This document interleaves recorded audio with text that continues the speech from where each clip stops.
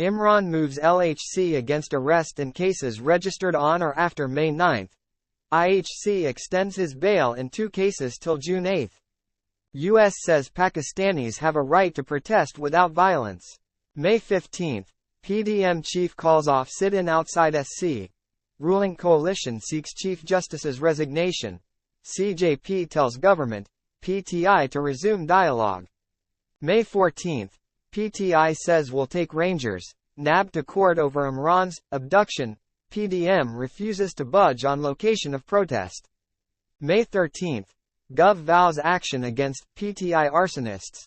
PDM announces protest against SC. May 12. Imran gets blanket relief from IHC, reaches Zaman Park residence after day-long drama. May 11. SC declares Imran's arrest illegal. PTI celebrates, Gov lashes out. May 10. Provinces request army deployment as protests intensify. ISPR terms May 9, Black Chapter. May 9. Imran arrested from IHC premises. Protests and riots break out as government clamps down on internet, social media access.